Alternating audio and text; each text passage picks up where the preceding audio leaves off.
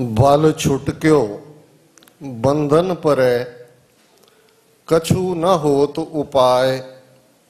कहो नानक अब ओट हर, गज ज्यों हो सहाय। बल होआ बंधन छुटै, सब किछ होत उपाय। नानक सब किछ तुमरे हाथ में, तुम ही होत सहाय।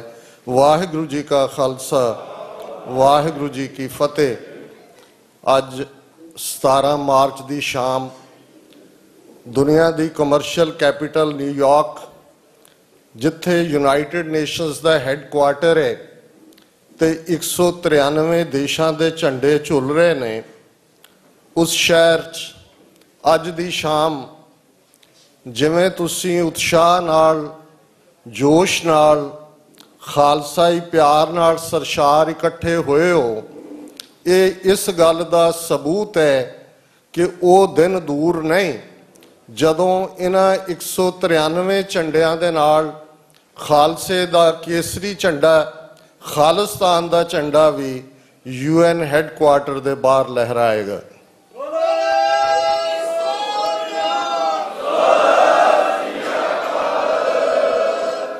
किसी भी विचार नूं अगे तोरन तो पहला मैं न्यूजीलैंड के उस जुम्मे वाले दिन, जिस दिन साडे मुसलमान भरा जमाती नमाज अदा करते ने, एक रेसिस्ट, जीनोफोबिक, इस्लामोफोबिक आस्ट्रेलियन वालों 50 वीरां नूं, 50 उन्हां रब दे बंदियां नूं ਜਿਹੜੇ ਰੱਬ ਦੀ याद ਵਿੱਚ जुड़े बैठे सन मारिया गया। उन्हां दे लई असीं अरदास करते हैं। तो जे सिख कौम का बिरद देखिए तो जिथे भारत के नक्शे विच हिंदूतवी वैबसाइट, उन्हां दे लीडर जिन्हां दे विच रेंटा सिख मनजिंदर सिरसा वर्गे लोग भी शामिल ने, जिहड़े इस गल नूं सैलीब्रेट कर रहे सन, आस्ट्रेलियन गोरे दे नाल खलोते सन।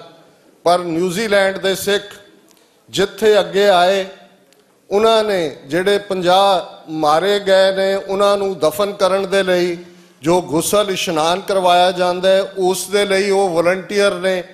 उत्थे गुरु नानक लंगर लगा होया है और दुनिया भर नूं ये सुनेहा जा रहा है कि गुरु नानक दी ये कौम सरबत दे भले च यकीन रखण वाली, खालक खलक, खलक मैं खालक, पूर रहो सब थाई, इस विश्वास दे उत्ते दुनिया भर दे अंदर अज सिखां ने एक मिसाल कायम की।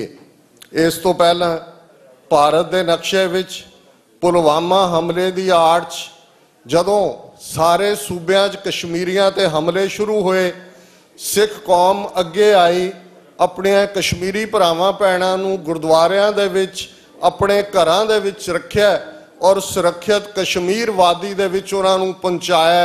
ये इस गल का सबूत है कि जे बेघरी सिख कौम, 30 मिलियन सिख नेशन जिसका अपना मुल्क नहीं है, और जिस कौम ने 1849 तक 1.5 लाख मुरब्बा मील दे उत्ते जिहड़ा सरकारे खालसा जियो स्थापित किया सी, जिस खालसा राज दीआं हद्दां उस जमरौद दराए, उस तो लैके दराए खैबर तो लैके तिब्बत तक सन, ते जिस राज विच हिंदू सिख मुसलमान ईसाई सारे सुखी वसदे सन, जिस नूं शाह मुहम्मद ने यह कहा सी कि इहो जिहा राज पहलां इस धरती दे लोकां ने नहीं देखिया। जे अज असीं बेघरे होण दे बावजूद वो न्यूजीलैंड होए, कश्मीरियां दी कहानी होए, केरला चाहे फ्लड होन, हेती चाहे अर्थक्वेक होए, पाकिस्तान और कश्मीर चाहे अर्थक्वेक होए, उस सब ते पहुँचते ने। तो इमैजिन करो कि जे साडे कोल अपना मुल्क होएगा तो किवें असीं ये कोई एक थियोलॉजिकल बेस्ड राज तक सीमित होने की गल नहीं, खालसा उस अकाल पुरख की मौज विच पैदा किया होया है, जिस दे जिम्मे काम है कुल खलकत दे लई। खालसा सोए जो निर्धन को पाले, खालसा सोए जो दुष्ट को गाले। पर इस दे लई नेशन स्टेट दा होना, अपना घर होना। जे तुसी सरबत दे भले दे प्रोग्राम उलीकने ने तुहाडी स्टेट तां अज भारती कब्जे वाले उन्हां रेंटा सिखां दे कोल है। कित्थे 72 साल तो सिख अरदास करते ने अकाल पुरख दे अगे, खुले दर्शन दीदार ते सेवा संभाल दा दान, उन्हां दी अरदास पूरी हुंदी है। पाकिस्तान 6 महीने पिछलियां जिहड़ी तब्दीली हुई, जनाब इमरान खान साहब ने जिस अंदाज दे विच सिख कौम नूं सुनेहा दिता है कि तुहाडे लई आ जाओ, करतारपुर दा लांघा भी बलोके दी फॉरेस्ट रिजर्व भी बाबा नानक दे नां ते, ननकाना साहब च बाबा नानक यूनिवर्सिटी, पंजाब यूनिवर्सिटी च गुरु नानक साहब दे नां ते चेयर। ते फिर रिएक्शन देखो दिल्ली दे हाकमां दा, रिएक्शन देखो रेंटा सिख, वो अमरिंदर होए, वो सुखबीर बादल होए, जां इहदी नस्ल दे लोग होण। ये गल दसदी है कि गुलामी किहनूं कहंदे ने। कल मैं एक मिनी कहानी किते देख रहा सी, दिल्ली दा बादशाह शिकार ते चढ़िया, उस दे नाल गुलाम भी सन। उस नूं निछ आई, निछ आण तो बाद उन्हें अपने गुलाम वाल देखिया, मूँह साफ करन लई उन्हें अपनी पग लाई ते पग ला के उन्होंने दित्ती, उन्हें नक साफ करके उन्होंने वापस दे दी। उन्हें बड़े सत्कार दे नाल घर लिया है ते वो सारे महल्ले इलाके दसदा फिरे कि जी मेरे कोल पग है जिहदे नाल बादशाह ने नक पूंझिया होया, इनू गुलामी कहंदे ने। और ये जिहड़ी अज गुलामां दी नस्ल जिहड़ी हर प्राप्ति डायस्पोरा सिखां दी है, उस नूं एक्सट्रीमिज्म दे खाते च पांदे ने, उस नूं टैररिज्म दे खाते च पांदे ने। ये गल दा ध्यान रखण दी लोड़ है कि ये रेंटा सिख जां रेंटा मुस्लिम भी जिहड़े अज भारत दे नक्शे च बीजेपी दे लई काम करदे ने, ये नस्ल हमेशा रही है, ये हमेशा रहने ने, ये हमेशा रहे ने। लेकिन साडे सामने जिवें सुगंध समीर दियां ये लाइनां ने, झलक सुंदर तो रोशन पंद होए की गम जे सिर ते पंडां भारियां ने। संत जरनैल सिंह जी खालसा पिंडरां वाले 20वीं सदी दे महान सिख, जिन्हां दी शेर पबकार ने दिल्ली तख्त नूं कंबड़ियां छेड़ियां, जिन्हां दी शेर पबकार नूं सुन के पंजाब दी जवानी, सिख जवानी सीस तली ते रख के मैदान दे विच नितरे ते ओ इतिहास सिरजिया। किदा किदा असीं नां लईए, सानू अपने बेअंत सिंघां, सतवंत सिंघां, अपने जिंदियां सुखियां, अपने दिलावर सिंघां, अपने राजो आणियां, अपने हवारियां ते सदा ही मान रहेगा। उन्होंने दस दिता कि पंथ दे अंदर गुरु कलगीधर आप वसदे ने, भारती हकूमत नूं किवें उन्होंने चैलेंज किया और अज 34-35 साल बाद भी वो चैलेंज बरकरार है। ये ठीक है, स्ट्रगल दे स्टैप हुंदे ने। एक समा सी साडे कोल उस लहजे दे विच जिवें हकूमत ने स्टेट टैररिज्म पंजाब दे विच लिआंदा, साडे गभरू सिंघां सिंघणियां ने उस दा जवाब दिता है, दसिया कि लड़ाई किवें लड़ी जाती है। एक जनरेशन सिखां दी 1984 तो लैके 1995 तक मार मुकाई गई। साडा संघर्ष उन्हां शहीद सिंघां सिंघड़ियां दे खून तो उस दी संगे बुनियाद है। और साडे सामने संत पिंडरां वालियां दा ये चैलेंज है पंथ नूं दिता होया है, खालसा जी शहीदां दे खून दा हक लैणे। और शहीदां दे खून दा हक लैण लई फिर खालसा सरबत खालसा 26 जनवरी 1986 दा, 29 अप्रैल 1986 दा खालिस्तान दा ऐलाननामा ते अज सिक्स फॉर जस्टिस ने उस संघर्ष नूं इंटरनेशनल मुकाम दिते। जिस सलीके दे नाल इंटरनेशनल कानून दी जद च रहिंदे हैं, UN charter of human rights नूं अगे तोड़दे हैं, UN कोवेनेंट्स, जनीवा कन्वेंशन, जनीवा प्रोटोकॉल, उस दे तहत साडा हक बनदा राइट ऑफ सैल्फ डिटरमिनेशन दा। अज ये साडा संघर्ष रेफरेंडम 2020 दे फाइनल पड़ाव दे उत्ते आके खड़े। और मैं समझदा वीर गुरपतवंत सिंह पन्नू, उन्हां दी सारी टीम और आप समूह गुरुद्वारा कमेटियां, सिख जथेबंदियां वधाई दी पात्र हो कि तुसीं सब ने ये रियलाइज किया अल्टीमेटली। और मैं समझदा ये ठीक है, मतभेद हुंदे ने, ये जिंदा कौमां दी निशानी हुंदी है। तो सानू भी ये क्राइटेरिया है कि वी एग्री टू डिसएग्री, कि इस गल नाल असीं सहमत होइए कि असीं असहमत हो सकते हैं, पर जिथे कौम दा साझा काम है उहदे च कोई इफ एंड बट नहीं होना चाहिए। जे असीं गुरु नानक साहिब दे सपुत्र सपुत्री हैं, असीं अरदास करते हैं सरबत खालसा दे रूप च, अरदास करते हैं समुचे पंथ दे रूप च, जहाँ जहाँ खालसा जी साहिब तहाँ तहाँ रक्षा रियायत। फिर साडे पिता गुरु गोबिंद सिंह साहिब, माता साहिब कौर वासी आनंदपुर दे, ये साडा जॉइंट वो पंथ दा मिशन है आज़ादी दा। और मैं महसूस करदा कि अज वो वेला बहुत वार अकाल पुरख टाइम एंड स्पेस दे विच किवें तब्दीली करते हैं।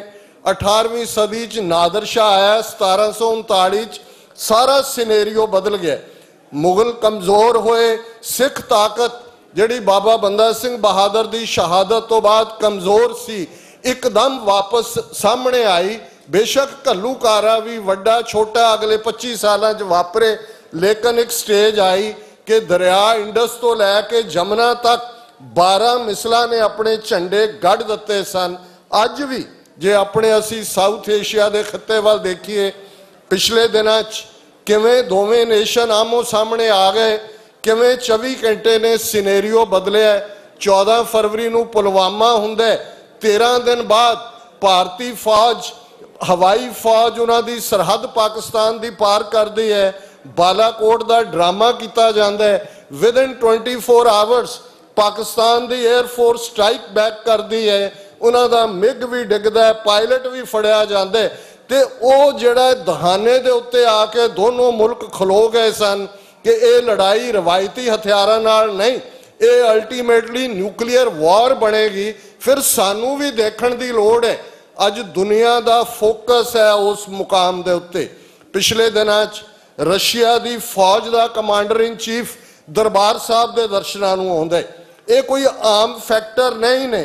चाइना का एंबेसडर अपनी वाइफ के नाल आके गया, करतारपुर लांघा खुलण की गल हुंदी है, स्टेट डिपार्टमेंट वेलकम करता है, चाइनीज़ फॉरेन मिनिस्ट्री करती है, रशियन करते ने।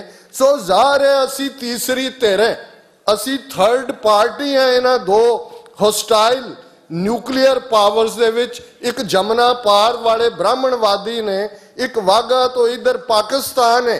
और ये गल सानू समझ आनी चाहिए है, और यही मैसेज सब नू देण दी लोड़ है कि ultimately buffer state Khalistan, independent sovereign nation, जिस दियां हद्दां दरियाए जमुना तो वाघा दे विचकार ने, यही जवाब है उस खिते दे विच प्रॉस्पैरिटी दा, पीस दा, स्टेबिलिटी दा। इस तो बिना 1000 साल की साइको हिस्ट्री है, हॉस्टिलिटी है, कोई सोल्यूशन वर्कआउट नहीं करेगा जिस दे नाल उत्थे पीस होए, नहीं तो एक न्यूक्लीयर डूम्सडे बन जाएगा। अज ये सब तो ज़्यादा इंपॉर्टेंट है, दुनिया तुहाडे वल देख रही है। खालसा फैक्टर ऑलरेडी दुनिया दे विच फोर्सफुली है, बाबे नानक की बख्शिश है कि 550 साल गुरु नानक साहब का प्रकाश पुरब की गल हुंदी है, करतारपुर लांघे की गल हो रही है, रेफरेंडम 2020 की मुहिम, भारतीय मीडिया चैनल देखो, उन्होंने फॉरेन मिनिस्ट्री दियां ब्रीफिंग्स देखो, वो लगे हुए ने कि पता नहीं की उन्होंने उत्ते सुट दिते। असी तां पीसफुली इंटरनेशनल लॉ की इज्जत च रहिंदे हैं, अपनी वोट का इस्तेमाल करके। बेशक अज ये नॉन बाइंडिंग रेफरेंडम है, पर गल जदों आज़ादी की पेशकदमी हुंदी है, इवें ही हुंदी है। तुसी रेजोल्यूशन करते हो, तुसी मता करते हो, फिर तुसी एक स्टैप अगे जाते हो। अज नॉन बाइंडिंग है, कल नू बाइंडिंग तक भी गल आएगी। और मैं ये महसूस करदा कि इस वेले सिक्स फॉर जस्टिस नू तुहाडी हर किस्म की मदद की लोड़ है, फाइनैंशियली दिल खोल के। अल्टीमेटली इस गल का ध्यान रहे, अक्सर मैं ये शेर दोहरादा कि ए जर तू खुदा तो नहीं, वाह लेकिन वाह खुदा, खुदा से कम भी नहीं। ए पैसे तू रब तो नहीं पर रब दी सौ रब तो घट भी नहीं। जे असी इस संघर्ष नूं अगे तोरने ते सानू दिल खोल के आर्थिक तौर पर मदद देने की लोड़ है। जिवें बाद दे विच वेरवे च दस्सिया जाएगा कि रजिस्ट्रेशन किवें होनी है और तुसी किवें पार्टिसिपेट करना है। और मैं ये महसूस करदा कि साडी ताकत जिहड़ी डायस्पोरा सिखां दी है, अज 5 मिलियन सिख 50 लाख सिख भारत के नक्शे की कैद तो बाहर ने, जिन्हां ने अपनियां ज़मीरां दिल्ली के हाकमां कोल नहीं वेचियां हुईयां। यही टर्निंग पॉइंट ने, यही स्ट्रेंथ ने, और डायस्पोरा कम्युनिटीज़ ही अल्टीमेटली वो इजराइल की फॉर्मेशन होए दूसरे होण उन्हां च सेंट्रल रोल उन्होंने अदा किया है। 5 मिलियन सिख डायस्पोरा अपनी ताकत का एहसास करे और इस दे नाल मुकम्मल सपोर्ट सिख फॉर जस्टिस की इस रेफरेंडम 2020 की मुहिम नूं दे। इन्हां शब्दां नाल किसी भी भुल चुक लई मुआफ़ी। मैं चाहांगा कि 5 बुलंद नारे जिहड़े कि साडे शहीदां दे डुले खून, जिहड़े कि अकाल तखत दे उस खंडरात बना दिते गए अकाल तखत तो पंथ ने अपनी होनी डेस्टिनी खालिस्तान दे लई जिहड़ी है उस निशाने दे तौर ते रखी। 5 बुलंद नारे जिहड़ी आवाज़ दुनिया भर जा जड चैनल्स इस नूं लाइव कवर कर रहे हैं, सब तक पहुँचे। अकाल तखत तो आई आवाज़, अकाल तखत तो आई आवाज़, अकाल तखत तो आई आवाज़, अकाल तखत तो आई आवाज़, अकाल तखत तो आई आवाज़। किसी भी भुल चुक लई मुआफ़ी। वाहिगुरू जी का खालसा, वाहिगुरू जी की फतेह।